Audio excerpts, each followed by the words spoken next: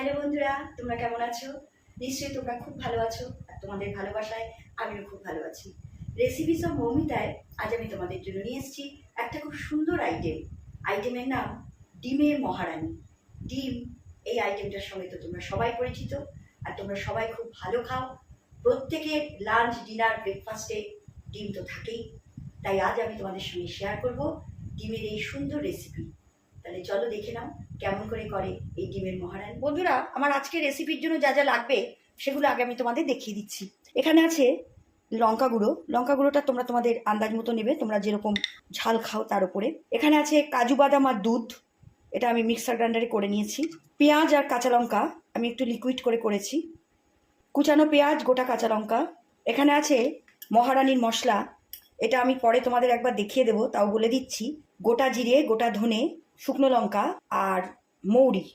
এটা আমি হালকা একটু ড্রাই রোস্ট করে শিলনোড়ায় করে নিয়েছি। খুব বেশি মিহি এটা হলে ভালো লাগবে না, দেখো একটু গুঁড়ো গুঁড়ো আছে। এটাই হচ্ছে মহারানীর মেন মশলা। এখানে আছে নুন চিনি, নুন চিনিটাও তোমরা তোমাদের আন্দাজ মতো দেবে। এখানে আছে ডিম, আমি এখানে 4টে ডিমের ওপর করব। তোমরা চাইলে ডিমের পরিমাণ বাড়াতেও পারো, কমাতেও পারো। তাহলে চলো শুরু করা যাক আজকের রেসিপি। বন্ধুরা, আমি গ্যাসের ওপর একটা কড়াই দিয়েছি, কড়াইতে আমি মাস্টার্ড অয়েল দিয়েছি। তেলটা গরম হয়ে গেছে, গ্যাসের ফ্লেমটা আমি এখন মিডিয়ামের থেকেও কমিয়ে দিয়েছি। এবার আমি এই তেলে ডিমগুলো হালকা করে একটু ভেজে নেব। ফ্লেমটা কিন্তু তোমরা মিডিয়ামের থেকেও কমিয়ে দেবে।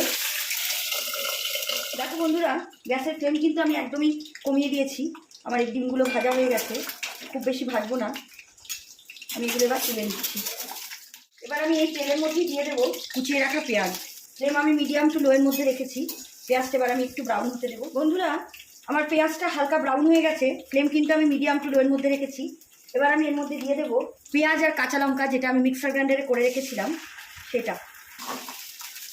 এটা খুবই সুন্দর এবং টেস্টি একটা রেসিপি। এই রেসিপিটা তোমরা বাড়িতে কিন্তু অবশ্যই ট্রাই করো।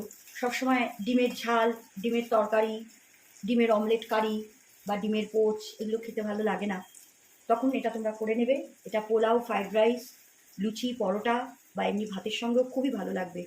লাঞ্চ, ডিনার যে কোনো টাইমে তোমরা এটা করে খেতে পারবে।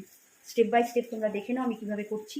খুবই সহজ একটা রেসিপি, আর যেগুলো দিয়ে করছি এগুলো সবার বাড়িতেই থাকে।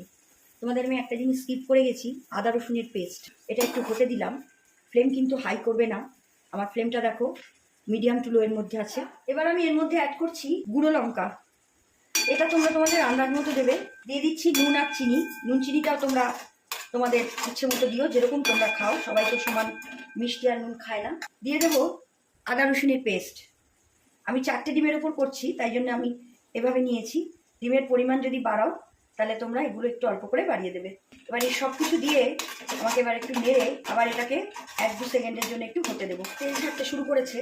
এবার আমি এর মধ্যে দিয়ে দিচ্ছি ভেজে রাখা ডিমগুলো। এই ডিমগুলো দিয়ে আবার আমি কিছুক্ষণ এটা হতে দেবো। তার মানে এটা কষা হয়ে গেছে। এবার আমি এর ভেতরে অ্যাড করে দেবো জল।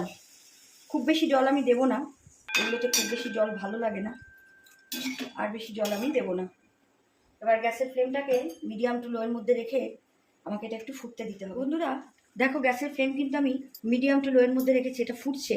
এবার আমি এর ভেতরে অ্যাড করে দেবো কাজু বাদাম আর দুধ, যেটা আমি মিক্সার গ্রাইন্ডারে করে রেখেছিলাম। এটা দিয়ে আমি আরেকটু ফুটতে দেবো। গ্যাসের ফ্লেমটা হালকা একটু আমি বাড়ালাম। আমি গ্যাসের ফ্লেম কিন্তু মিডিয়ামের থেকেও কমিয়ে দিয়েছি। এবার আমি এর মধ্যে অ্যাড করে দিচ্ছি একটু গরম মশলা, আর দিয়ে দিচ্ছি আজকের যেটা মেন মশলা। আমি 4টে ডিমের ওপর করছি, তাই আমি বেশি মশলা দেবো না। এটা একটু হতে দেবো, বেশিক্ষণ না, 1-2 সেকেন্ডের জন্য। ফ্লেম কিন্তু আমি বাড়াইনি। আমার এই আইটেমটা কিন্তু শেষ, আর বেশি ঝোল আমি শুকাবো না, কেননা কাজু বাদাম আছে, ঝোল টেনে নেবে। এই অবস্থা আমি গ্যাসের ফ্লেমটাকে অফ করে দেবো। দেখো বন্ধুরা, কি সুন্দরভাবে তৈরি হয়ে গেল আমার ডিমের মহারানী। এটা খুবই টেস্টফুল একটা রেসিপি, খুব বেশি উপকরণও লাগে না, ঘরে থাকা সাধারণ উপকরণ দিয়ে এটা আমি করলাম। তোমরা বাড়িতে কিন্তু এটা অবশ্যই ট্রাই করো, আর ট্রাই করে জানিও তোমরা তোমাদের কেমন লাগলো। আশা করি তোমাদের আমার আজকের রেসিপি ভালো লেগেছে। তোমরা সুস্থ থাকো, ভালো থাকো, এই কামনা করি। আমার আজকের রেসিপি এখানেই শেষ। বন্ধুরা, তোমাদের যদি আমার আজকের রেসিপি ভালো লাগে তোমরা আমার চ্যানেলটাকে লাইক, কমেন্ট করো আর ফলো করো। তোমরা চাইলে আমার ইউটিউব আর ইনস্টাগ্রামেও ফলো করতে পারো। আমার লিঙ্ক আমি আমার কমেন্ট বক্সে দিয়ে দিয়েছি। তোমরা ইউটিউবে আমার চ্যানেলটাকে ফলো করলে অবশ্যই অবশ্যই সাবস্ক্রাইব করো আর পাশে থাকা বেল আইকনটা অন করো, যাতে নতুন রেসিপির নোটিফিকেশান তোমরা খুব তাড়াতাড়ি পেয়ে যাও।